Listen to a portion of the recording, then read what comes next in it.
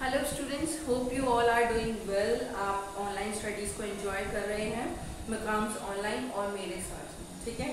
First of all thank you so much जिन्होंने भी मुझे हैप्पी टीचर्स डे विश किया है। सारे स्टूडेंट्स को वेरी वेरी थैंक यू।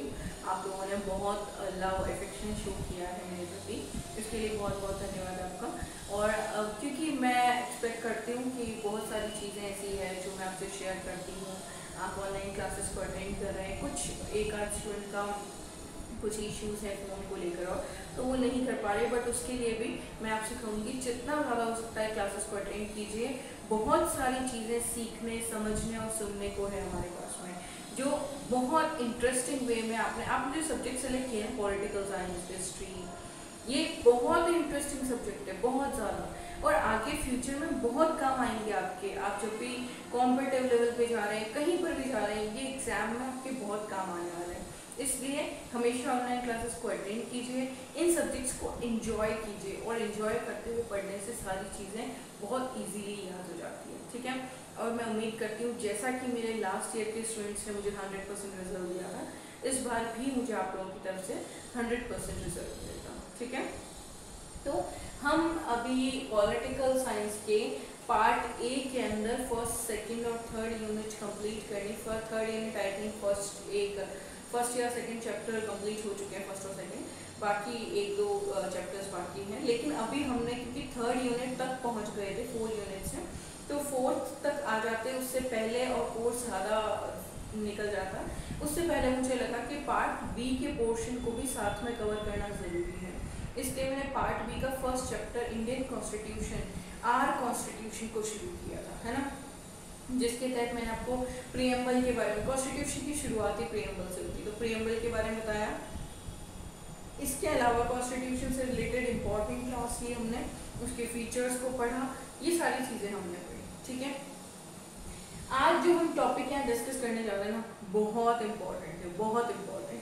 आज मैं आपको बहुत सारे इंटरेस्टिंग फैक्ट्स बताने वाली हूँ कॉन्स्टिट्यूशन के बारे में, इंडियन कॉन्स्टिट्यूशन के बारे में, जो कि मुझे बहुत ज़्यादा प्यारे हैं। I love Indian constitution and the facts behind Indian constitution, okay. हमारा कॉन्स्टिट्यूशन कैसे बना, इसमें मुझे बड़ी दिलचस्पी है, और आज इतने ही दिलचस्प तरीके से हम लोग इसे पढ़ने वाले हैं, और इंटरेस्टिंग टॉपिक्स जो है, पॉइंट्स जो है, वो यहाँ हम लोग डिस्कस करने वाले हैं। तो देखिए, फर्स्ट थिंग, सबसे पहले तो वो सारे इंपॉर्टेंट और या हम कह सकते हैं इंटरेस्टिंग फैक्ट्स, ठीक है, जो हम यहाँ पे आज डिस्कस करेंगे इंडियन कॉन्स्टिट्यूशन के बारे में। सबसे पहला, ओरिजिन, कहाँ से ओरिजिन हुआ। आप सभी को पता है कि ब्रिटिशर्स ने कहा हम ठीक है आपको छोड़ देंगे, हम आपको आज़ाद कर देंगे, लेकिन तब तक जब तक कि आपका खुद का एक गवर्निंग पावर, अच्छा ब्रिटिशर्स तो जाने को तैयार थे, लेकिन हमने उन्हें रिक्वेस्ट की, पंडित जवाहरलाल नेहरू जी ने उन्हें रिक्वेस्ट की कि आप प्लीज़ रुकिए। 1948 जो ईयर है, 1947 में हम आज़ाद हो गए थे, 15 अगस्त को, सॉरी, लेकिन उसके बाद भी आप हमारे पास रुकिए, जिससे कि आप हमारी गवर्निंग काउंसिल में हेल्प कीजिए, मतलब गवर्नेंस और गवर्नमेंट को क्रिएट करने में आप हमारी मदद कीजिए, ठीक है। उस रिक्वेस्ट के बेसिस पर ब्रिटिशर्स रुके और उन्होंने हमारी कॉन्स्टिट्यूएंट असेंबली फॉर्म की। अब कॉन्स्टिट्यूएंट असेंबली तो फॉर्म हो गई, लेकिन पहले तो उसे रिजेक्ट कर दिया गया। क्यों? क्योंकि बहुत काम करने के बाद भी, साल भर करीब हम काम कर चुके थे, उसके बाद मुस्लिम्स ने कहा कि हमें इस कॉन्स्टिट्यूएंट असेंबली का हिस्सा नहीं बनना, हम अपनी अलग कॉन्स्टिट्यूएंट असेंबली बनाएंगे, क्योंकि हमें भारत पाकिस्तान अलग अलग चाहिए। तो ब्रिटिशर्स ने कहा ठीक है, हम आपके भारत और पाकिस्तान दो अलग हिस्से कर देंगे, we are ready for this. Mountbatten plan आया, और उस प्लान के तहत भारत को 2 डोमिनियंस में बांट दिया गया, पाकिस्तान और भारत। अब भारत का अलग से कॉन्स्टिट्यूशन हुआ, जिसमें 286 मेंबर्स हुए, ठीक है। कॉन्स्टिट्यूएंट असेंबली बनाई गई। कॉन्स्टिट्यूशन बनाने के लिए सबसे पहले तो कॉन्स्टिट्यूएंट असेंबली फॉर्म की गई। पता है आपको, किसी भी चीज को बनाने के लिए पहले हम उसके लिए एक मेंबर का ग्रुप बनाते हैं, मेंबर्स का, तो उसी तरीके से 286 मेंबर्स को इंक्लूड करते हुए कॉन्स्टिट्यूएंट असेंबली फॉर्म की गई। इन सारे मेंबर्स ने मिल करके एक असेंबली बनाई, और उस असेंबली के अंदर हर तरीके के, हिंदू, मुस्लिम, सिख, ईसाई, राजस्थान से, यूपी से, एमपी से, अच्छा राजस्थान, यूपी, एमपी उस समय जो काफ़ी फॉर्म हो रहे थे उस समय, तो राजस्थान, यूपी, एमपी, हर जगह से, ईस्ट वेस्ट नॉर्थ साउथ, सभी इंडिया के सभी हिस्सों से अलग अलग लीडर्स और प्रिंसली स्टेट्स के राजा है। ठीक है, ऐसे करके 286 लोगों की हमने कॉन्स्टिट्यूएंट असेंबली बना दी, जिसमें कुछ 40+ जो है महिलाएं भी थी। ठीक है, उसके साथ में अब कॉन्स्टिट्यूएंट असेंबली बन गई, तो अब काम शुरू कैसे किया जाए। तब जवाहरलाल नेहरू, माननीय पंडित जवाहरलाल नेहरू जी ने हमारे सामने एक ड्राफ्ट पेश किया, एक ढांचा पेश किया। वो ढांचा किसका था? वो ढांचा था ऑब्जेक्टिव प्रपोजल के रूप में। ऑब्जेक्टिव जो है, ऑब्जेक्टिव रिजोल्यूशन या ऑब्जेक्टिव प्रपोजल उन्होंने पेश किया, प्रस्ताव पेश किया। अब वो उद्देश्य प्रस्ताव जिसे कह सकते हैं ना, ऑब्जेक्टिव प्रपोजल पेश किया उन्होंने।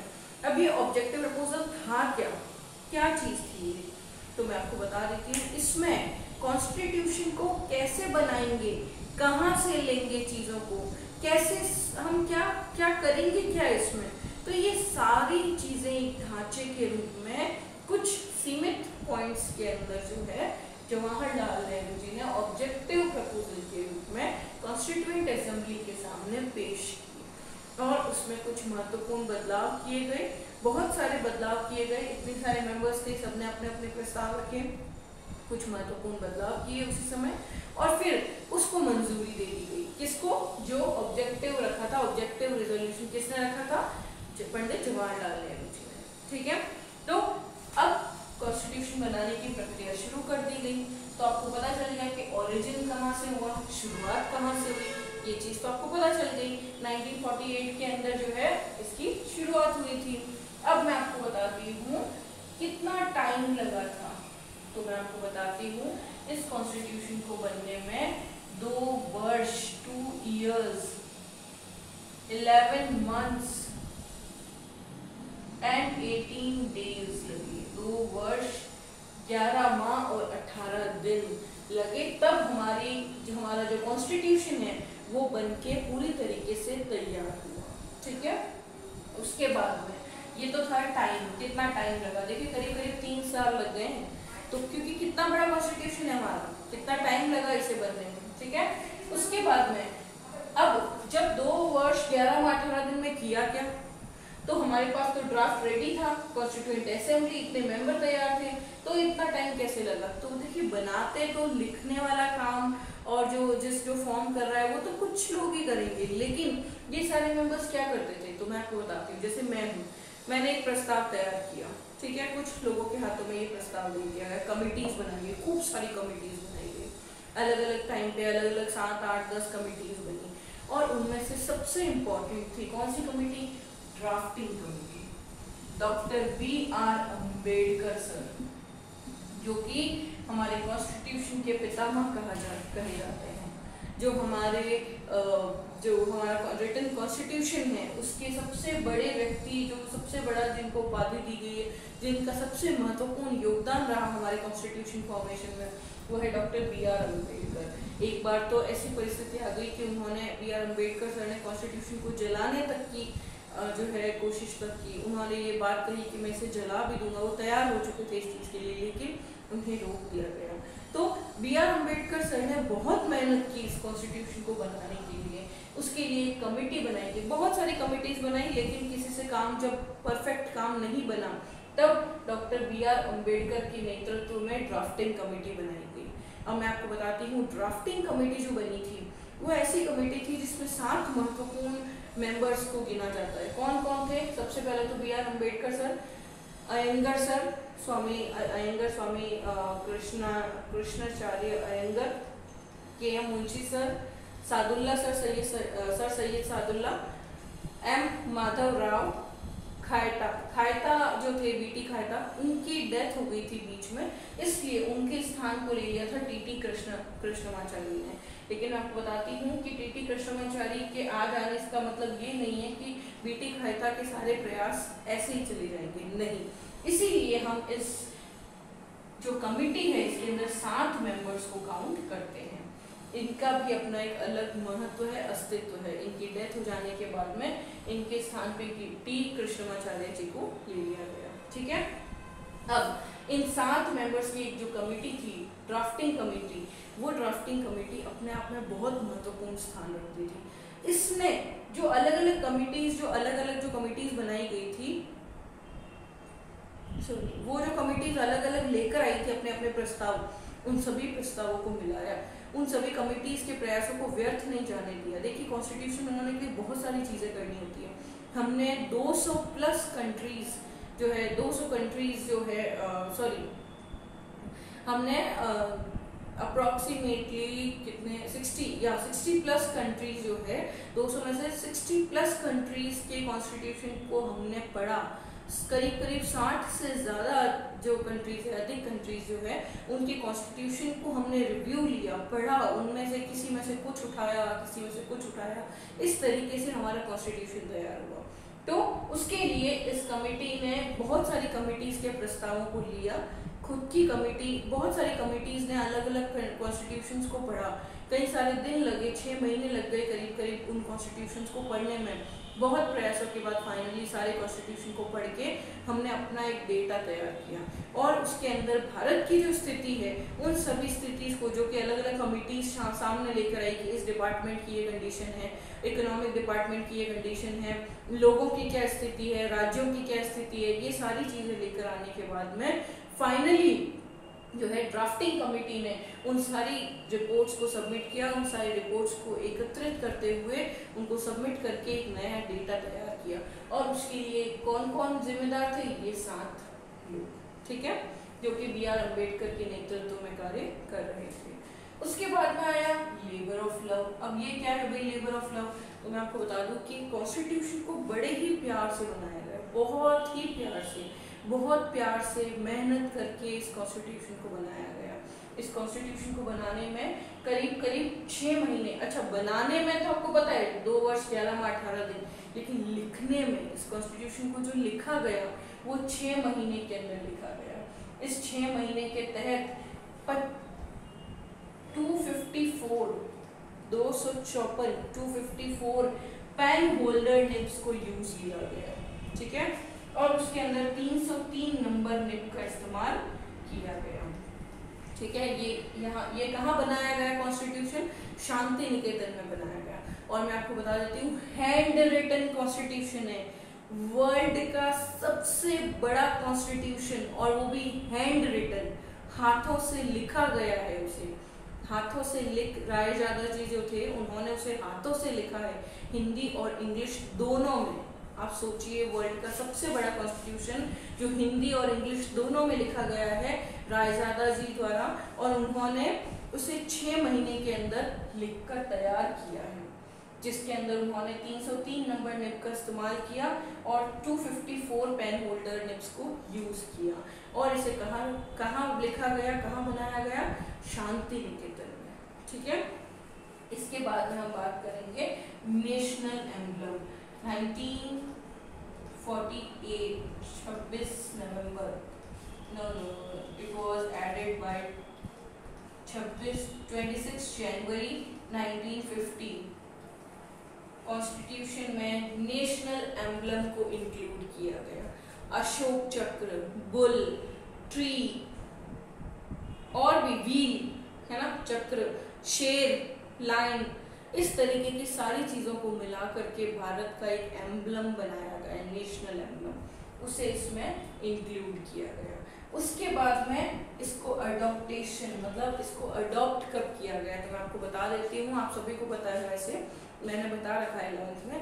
26 नवंबर 1950 को कॉन्स्टिट्यूशन बनकर तैयार हो चुका था और उसे लागू करने की बात की जा रही थी, और लागू किया जा चुका था अप्रोक्सीमेटली, थोड़ी आंशिक मात्रा में लागू किया भी जा चुका था। लेकिन तभी अचानक से जवाहरलाल नेहरू जी आए, उन्होंने कहा नहीं रुको, लाहौर सेशन को भूल गए क्या? 1930 वाले 1930 के लाहौर सेशन में हमने 26 जनवरी को जो है हमारे क्रांतिकारी नेताओं ने जो नदी के किनारे, कौन सी, रावी नदी नहीं, या आई थिंक रावी नदी, इट वाज रावी नदी, उसके किनारे भारत का झंडा लहराया था। तो हम उस दिन को कैसे भूल सकते हैं जिस दिन हमारे देश का झंडा लहराया गया था। और वो भी ब्रिटिशर्स के रहते, इतने प्रयासों के बाद, इतने क्रांतिकारी आंदोलनों के बाद में 1930 में जब हमारा झंडा फहराया गया था पहली बार भारत में, स्वतंत्र भारत के तौर पे भारत को स्वतंत्र बताया गया था, और लाहौर सेशन में जो इतने सारे लोगों ने प्रयास किए थे, हम उसे व्यर्थ नहीं जाने दे सकते। इसलिए आज आंशिक रूप से जो कॉन्स्टिट्यूशन आपने तैयार करके जो लागू कर दिया है, उसकी महत्वता जरूर रहेगी 26 नवंबर को, लेकिन हमारा कॉन्स्टिट्यूशन तैयार होकर कब लागू होगा? 26 जनवरी 1950 में इस कॉन्स्टिट्यूशन को लागू किया गया। ठीक है, इस तरीके से हमारे कॉन्स्टिट्यूशन को आगे प्रोसीड किया गया। इसके अलावा हमने बहुत सारे किन किन देशों के कॉन्स्टिट्यूशन को पढ़ा और किन किन देशों से लिया, तो मैं आपको बता देती हूँ, हमने 60+ कॉन्स्टिट्यूशंस को पढ़ा। उन सभी में से कुछ ना कुछ लिया, लेकिन जो मेजर चीज़ें हमने ली, सबसे बड़ी बड़ी चीज़ें जो हमने ली, फंडामेंटल राइट्स का या फंडामेंटल ड्यूटीज़ का जो कॉन्सेप्ट है, बहुत सारे कॉन्सेप्ट, वो सब हमने कहाँ से लिए? वो सब हमने अलग अलग देशों के कॉन्स्टिट्यूशन से लिए। Irish, Australian, US, Canadian, Britishers, है ना, ब्रिटिश कॉन्स्टिट्यूशन, ब्रिटेन का कॉन्स्टिट्यूशन बहुत इंपॉर्टेंट है, ब्रिटेन का कॉन्स्टिट्यूशन, आयरिश कॉन्स्टिट्यूशन सबसे ज़्यादा लिया, कनाडा से लिया हमने, इस तरीके से अलग अलग जापान के कॉन्स्टिट्यूशन से लिया। तो अलग अलग कॉन्स्टिट्यूशंस को पढ़ के इन महत्वपूर्ण 6-7 कॉन्स्टिट्यूशंस में से हमने बहुत सारी चीज़ों को लिया और हमारे कॉन्स्टिट्यूशन को बनकर तैयार किया। उसके फ्रंट पेज की डिज़ाइनिंग भी डिफरेंटली की गई थी, उनका नाम मुझे याद नहीं आ रहा, आप मुझे बताएंगे पर्सनली व्हाट्सएप पे कि फ्रंट पेज जो हमारे कॉन्स्टिट्यूशन का तैयार हुआ उसकी डिज़ाइनिंग किसने की। ठीक है, इस तरीके से हमारा पूरा कॉन्स्टिट्यूशन बनके तैयार हुआ और 1950 26 जनवरी को उसे लागू कर दिया गया। मैं आपको बता देती हूँ कि आज भी हमारे कॉन्स्टिट्यूशन को कैसे सुरक्षित रखा जा रहा है। तो कुछ सालों के पश्चात कॉन्स्टिट्यूशन के लागू होने के 1976 या 78 के बीच की बात है कि पता लगाया गया, जब देखा गया तब पता चला कि कॉन्स्टिट्यूशन का जो पन्ने हैं वो कहीं ना कहीं स्पॉइल हो रहे हैं, है ना। तो अब उस कॉन्स्टिट्यूशन को तो बचाना बहुत ज़रूरी है, सालों साल चलेगा वो कॉन्स्टिट्यूशन, तो उसे नाइट्रोजन गैस सहित जो डब्बा होता है उस डब्बे के अंदर उसे रखा गया और कई सारी गैसेस को उसके अंदर इम्पोज किया गया, जिससे कि वो चीज़ खराब, कॉन्स्टिट्यूशन के पन्ने जो है बिल्कुल स्वस्थ और सुरक्षित रहे। इस तरीके से उस कॉन्स्टिट्यूशन को फॉर्म किया गया है और उसे सेफली रखा गया है। इसके अलावा बहुत सारे इंपॉर्टेंट फैक्ट्स हैं कॉन्स्टिट्यूशन के बारे में जो रह गए हैं, अगर तो आप मुझे कमेंट सेक्शन में बताएंगे।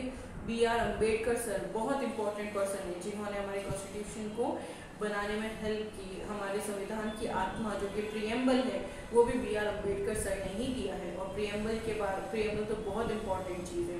मैं आपको बता देती हूँ 44th कॉन्स्टिट्यूशन अमेंडमेंट के बाद के साथ में हमारे प्रीएम्बल में एक वर्ड बाद में जोड़ा गया था, वो है सोशलिस्ट, है ना। सोशलिस्ट वर्ड जोड़ा गया, वो बहुत बाद में जोड़ा गया। इसके अलावा बहुत सारी चीज़ें हैं कॉन्स्टिट्यूशन में, बहुत सारे आर्टिकल्स हैं, बहुत सारे शेड्यूल्स हैं, बहुत सारे पार्ट्स हैं, वो सब आप आगे जाके पढ़ेंगे, मैं सब बताऊंगी आपको।